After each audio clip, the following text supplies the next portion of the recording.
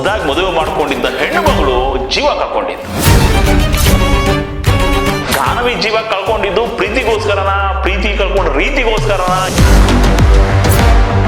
ಪೊಲೀಸರೀಗ ಎಲ್ಲ ಆಂಗಲಲ್ಲೂ ತನಿಖೆ ಮಾಡಬೇಕು. ಆದ್ರೆ ಸೂರಜ್ ಸಾಯೋದಕ್ಕೆ ಕಾರಣ ಯಾರು, ಅದರ ಪಾಪನ ಹೊರೋದು ಯಾರು?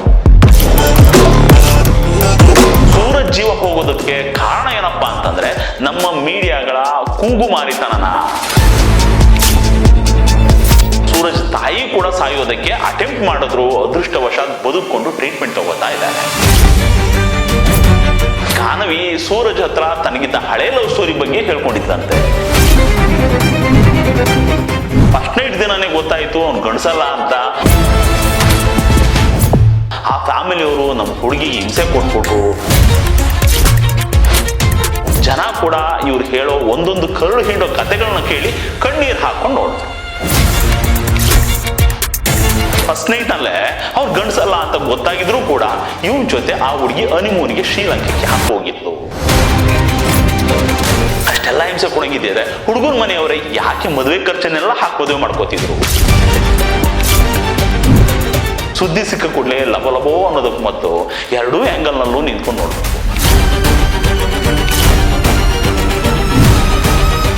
ಮೊನ್ನೆ ಒಂದು ಸುದ್ದಿ ಜೋರ್ ಸೌಂಡ್ ಮಾಡ್ತು. ಅದೇನಪ್ಪಾ ಅಂದ್ರೆ ಬೆಂಗಳೂರಿನಲ್ಲಿ ಗಾನವಿಯನ್ನು ಹೊಸದಾಗಿ ಮದುವೆ ಮಾಡ್ಕೊಂಡಿದ್ದ ಹೆಣ್ಣು ಮಗಳು ಜೀವ ಕಳ್ಕೊಂಡಿದ್ದು. ಇದಕ್ಕೆ ಕಾರಣ ಅವಳ ಗಂಡ ನಪಂಸುಕ, ಗಂಡಸೇ ಅಲ್ಲ ಅನ್ನೋದು ಒಂದು ಕಡೆ ಆದ್ರೆ ಅವಳ ಅತ್ತೆ ಮನೆಯವ್ರ ಕಿರುಕುಳ ಅನ್ನೋದು ಇನ್ನೊಂದು ಕಡೆ ಅಂತ ಜೋರ್ ಸುದ್ದಿ ಆಯ್ತು. ಅದು ಯಾವ ರೇಂಜಿಗೆ ಅಂತಂದ್ರೆ ಗಾನವಿಯನ್ನ ಮದುವೆ ಆಗಿದ್ದಂತಹ ಸೂರಜ್ ಅನ್ನೋ ಹುಡುಗ ಜೀವ ಕಳ್ಕೊಳ್ಳೋ ರೇಂಜಿಗೆ. ಮಗನ ಜೊತೆ ಸೂರಜ್ ತಾಯಿ ಕೂಡ ಸಾಯೋದಕ್ಕೆ ಅಟೆಂಪ್ಟ್ ಮಾಡಿದ್ರು, ಅದೃಷ್ಟವಶಾತ್ ಬದುಕೊಂಡು ಟ್ರೀಟ್ಮೆಂಟ್ ತಗೋತಾ ಇದ್ದಾರೆ. ಅಲ್ಲಿಗೆ ನಮ್ಮ ಮೀಡಿಯಾದವರ ಆತ್ಮಕ್ಕೆ ಶಾಂತಿ ಸಿಕ್ಕಂಗಾಯ್ತು. ಗಾನವಿ ಜೀವ ಬಲಿಯಾಗಿದ್ದಕ್ಕೆ ಬೇರೆ ಏನೇನೋ ರೀಸನ್ ಇರ್ಬೋದು, ಅದು ತನಿಖೆ ಆಗ್ತದೆ. ಆಕ್ಚುಯಲ್ ಸತ್ಯ ಇವತ್ತಲ್ಲ ನಾಳೆ ಗೊತ್ತಾಗ್ತದೆ. ಆದ್ರೆ ಸೂರಜ್ ಜೀವ ಹೋಗೋದಕ್ಕೆ ಕಾರಣ ಏನಪ್ಪಾ ಅಂತಂದ್ರೆ ನಮ್ಮ ಮೀಡಿಯಾಗಳ ಕೂಗುಮಾರಿತನನ, ಆತುರದ ವರದಿಗಾರಿಕೆನ. ಅದು ಕೂಡ ಗಾನವಿ ಸಾವಿನ ರಹಸ್ಯ ಬದಲಾಗೋದ್ರ ಜೊತೆಗೆ ಗೊತ್ತಾಗುತ್ತೆ ಬಿಡಿ. ಗಾನವಿ ಜೀವ ಕಳ್ಕೊಂಡಿದ್ದು ಪ್ರೀತಿಗೋಸ್ಕರನ, ಪ್ರೀತಿ ಕಳ್ಕೊಂಡ ರೀತಿಗೋಸ್ಕರನ, ಇಷ್ಟ ಇಲ್ಲದೆ ಇರೋ ಮದುವೆ ಮಾಡಿದ್ರು ಅನ್ನೋ ಕಾರಣಕ್ಕೋಸ್ಕರನ, ಅಥವಾ ಅವರು ಮನೆಯವ್ರು ಹೇಳೋ ತರ ಕಿರುಕುಳದಿಂದನ? ಪೊಲೀಸರೀಗ ಎಲ್ಲ ಆಂಗಲಲ್ಲೂ ತನಿಖೆ ಮಾಡಬೇಕು. ಯಾವುದೇ ವಿಷಯಕ್ಕಾದ್ರೂ ಯಾವುದೇ ಸುದ್ದಿಗಾದ್ರೂ 2 ವರ್ಷನ್ ಇರುತ್ತೆ.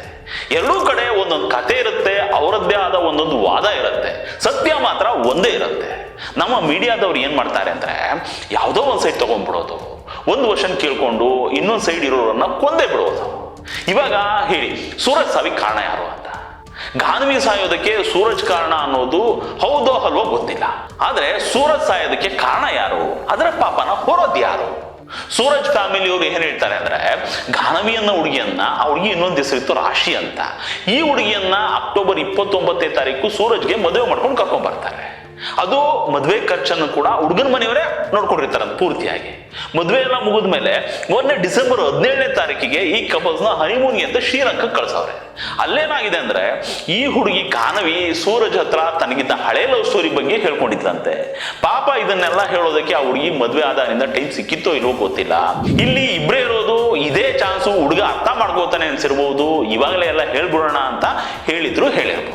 ನನಗೆ ಈ ಮದುವೆನೇ ಇಷ್ಟ ಇರಲಿಲ್ಲ, ಹರ್ಷ ಅನ್ನೋ ಹುಡುಗನ ಜೊತೆ ಪ್ರೀತಿ ಇತ್ತು, ನಮ್ಮ ಮನೆಯವರು ಅವನನ್ನ ಒಪ್ಲಿಲ್ಲ, ಬಲವಂತವಾಗಿ ನಿನ್ ಜೊತೆ ಮದುವೆ ಮಾಡಿಸಿದ್ರು ಅಂತ ಎಲ್ಲ ಹೇಳ್ಕೊಂಡ್ಬಿಟ್ಟಿದ್ದಂತೆ. ಆಮೇಲೆ ಅಲ್ಲಿ ಏನೇನಾಯ್ತೋ ಗೊತ್ತಿಲ್ಲ. 25ನೇ ತಾರೀಕಿನವರೆಗೂ ಇದ್ದಂತಹ ಹನಿಮೂನ್ ಟ್ರಿಪ್ ಅನ್ನ ಅರ್ಧಕ್ಕೆ ಬ್ರೇಕ್ ಮಾಡ್ಕೊಂಡು 21ನೇ ತಾರೀಕೇನೆ ವಾಪಸ್ ಬೆಂಗಳೂರಿಗೆ ಬಂದ್ಬಿಡ್ತಾರೆ. ಅದರ ನೆಕ್ಸ್ಟ್ ಡೇನೆ ಅಂದ್ರೆ 22ನೇ ತಾರೀಕಿಗೆ ಗಾನವಿ ಮನೆಯವ್ರು ಬಂದ್ಬಿಟ್ಟು ಆ ಹುಡುಗಿಯನ್ನ ಒಂದು ವಾರ ಬಿಟ್ಟು ಕಳಿಸ್ತೀವಿ ನಿಮ್ಮ ಮನೆಗೆ ಅಂತ ಹೇಳ್ಬಿಟ್ಟು ಅವ್ರ ಮನೆಗೆ ಕರ್ಕೊಂಡು ಹೋದ್ರಂತೆ. ಅಲ್ಲಿ ಅವ್ರ ಮನೆಗೆ ಮತ್ತೆ ಏನೇನಾಯ್ತೋ ಏನೋ ಗೊತ್ತಿಲ್ಲ. ಹಿಂಗೆ ತವ್ರ ಮನೆಗೆ ಬಂದ 2 ದಿನಕ್ಕೆ ಅಂದ್ರೆ 22ನೇ ತಾರೀಕು ಕರ್ಕೊಂಡ್ ಬಂದಿದ್ದು 24ನೇ ತಾರೀಕು ಈ ಹೆಣ್ಮಗಳು ಜೀವ ಕಳ್ಕೊಂಡ್ರು. ಹಿಂಗಾದ ಕೂಡಲೇ ಗಾನವಿ ಫ್ಯಾಮಿಲಿ ಅವ್ರು ಏನ್ ಮಾಡ್ತಾರೆ, ಸೀದಾ ಪೊಲೀಸ್ ಸ್ಟೇಷನ್ಗೆ ಹೋಗ್ಬಿಟ್ಟು ಸೂರಜ್ ಫ್ಯಾಮಿಲಿ ಅವ್ರ ಮೇಲೆ ಒಂದಷ್ಟು ಆರೋಪಗಳು ಮಾಡಿ ಕಂಪ್ಲೇಂಟ್ ಮಾಡ್ತಾರೆ, ಕೇಸ್ ಮಾಡಿಸ್ತಾರೆ. ಆಮೇಲೆ ಮೀಡಿಯಾ ಮುಂದೆ ಬಂದು ಸೂರಜ್ ಗಂಡಸೇ ಅಲ್ಲ, ಫಸ್ಟ್ ನೈಟ್ ದಿನನೇ ಗೊತ್ತಾಯ್ತು ಅವ್ನು ಗಂಡಸಲ್ಲ ಅಂತ. ಆ ಫ್ಯಾಮಿಲಿಯವರು ನಮ್ಮ ಹುಡುಗಿಗೆ ಹಿಂಸೆ ಕೊಟ್ಬಿಟ್ರು, ಟಾರ್ಚರ್ ಮಾಡ್ಬಿಟ್ರು, ಹಂಗೆ ಹಿಂಗೆ ಅಂತ ಏನೇನೋ ಮನಸ ಇಚ್ಛೆ ಮಾತಾಡಿದ್ರು. ನಮ್ಮ ಮೀಡಿಯಾದವರು ಕೂಡ ಅದನ್ನ ಹೈಪ್ ಮಾಡಿದ್ರು. ಇಲ್ಲಿ ಸತ್ಯ ಏನು ಅಂತ ಎರಡು ಫ್ಯಾಮಿಲಿಗೂ ಗೊತ್ತಿರುತ್ತೆ. ಆದ್ರೆ ಅವರವರ ತಪ್ಪುಗಳನ್ನ ಮುಚ್ಕೊಳ್ಳೋದಕ್ಕೆ ಏನೇನು ಹೇಳ್ಬೇಕು, ಏನೇನು ಅಪವಾದಗಳನ್ನ ಅವ್ರ ಮೇಲೆ ಇವ್ರ ಮೇಲೆ ಅವರು ಹಾಕೋದಕ್ಕೆ ಸಾಧ್ಯನೋ ಎಲ್ಲಾನು ಮಾಡೋದು ಶುರು ಮಾಡಿದ್ರು. ಮೀಡಿಯಾಗಳು ಕೂಡ ಇದಕ್ಕೆ ಬಣ್ಣ ಕಟ್ಟಿ ರೆಕ್ಕೆ ಪುಕ್ಕ ಆಡಿಸ್ಬಿಟ್ಟು ಅವರಿಂದ ರಂಗಾಗಿ ಏನೇನು ಹೇಳಿಸೋದಕ್ಕೆ ಸಾಧ್ಯನೋ ಅದನ್ನೆಲ್ಲ ಹೇಳಿಸ್ಕೊಂಡು ವ್ಯೂಸು TRP ಜಾಸ್ತಿ ಮಾಡ್ಕೊಳ್ಳೋದಕ್ಕೆ ದಾರಿ ಮಾಡ್ಕೊಂಡ್ರು. ಚೆನ್ನಾಗಿ ವ್ಯೂಸು ಬಂತು. ಜನ ಕೂಡ ಇವ್ರು ಹೇಳೋ ಒಂದೊಂದು ಕರುಳು ಹಿಂಡೋ ಕಥೆಗಳನ್ನ ಕೇಳಿ ಕಣ್ಣೀರು ಹಾಕೊಂಡು ನೋಡಿದ್ರು. ಅದರ ಎಫೆಕ್ಟ್ ಏನಾಯ್ತು ಅಂದ್ರೆ ಸೂರಜ್ ಸತ್ತೋದ. ಅವನು ನಿಜಕ್ಕೂ ಅಮಾಯಕ ಆಗಿದ್ರೆ ಆ ಸಾವಿನ ಪಾಪದ ಹೊಣೆಯನ್ನ ಹೊರೋದು ಯಾರು ಹೊರಬೇಕು ಹೇಳಿ? ಅದರ ಕ್ರೆಡಿಟ್ ನಮ್ಮ ಮೀಡಿಯಾಗಳೇ ಹೊರಬೇಕಾ?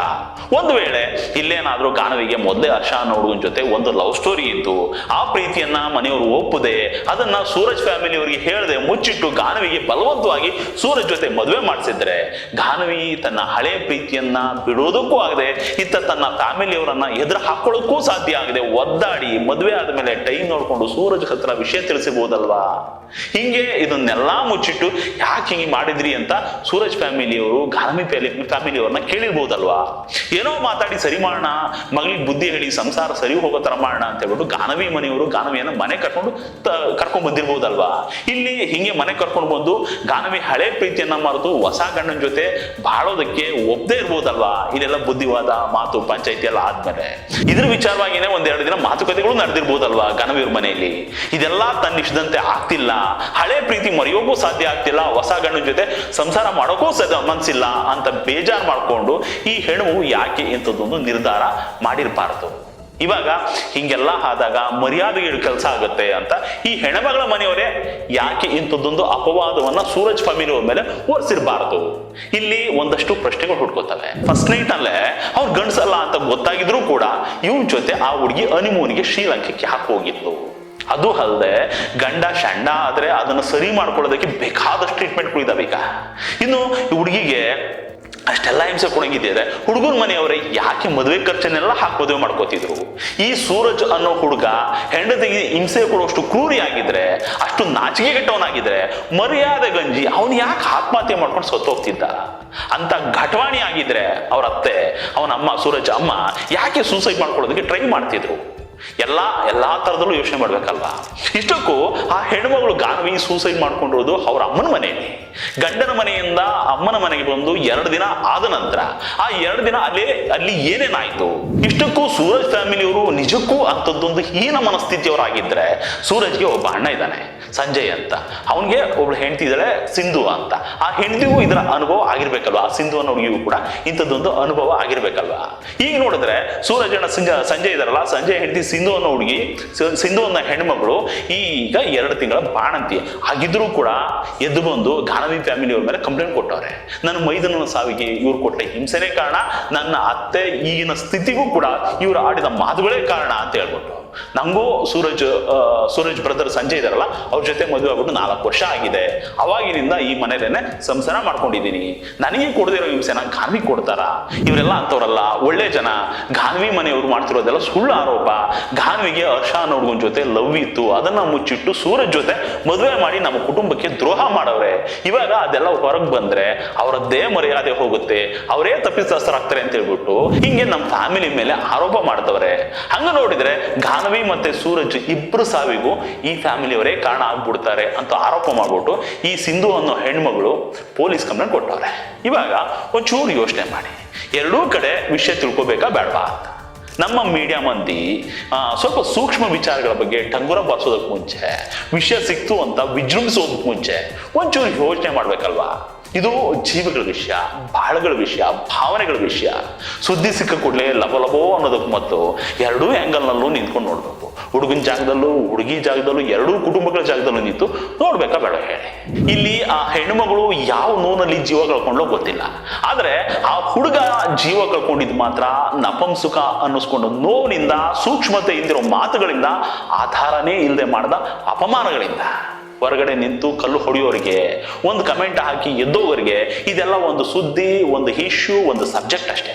ಆದ್ರೆ ಆ ಘಾಸಿಯನ್ನ, ಆ ನೋವನ್ನ ಅನುಭವಿಸೋರಿಗೆ ಜೀವನ ಎರಡೂ ಮುಗಿಸ್ಬಿಡುತ್ತೆ. ಹೋದ ಜೀವಗಳಿಗೆ, ಆ ಜೀವಗಳನ್ನ ತಿಂದ ವಿಕೃತ ಮನಸ್ಸುಗಳಿಗೆ, ಅವರ ಆತ್ಮಗಳಿಗೆ ಶಾಂತಿ ಸಿಗಲಿ.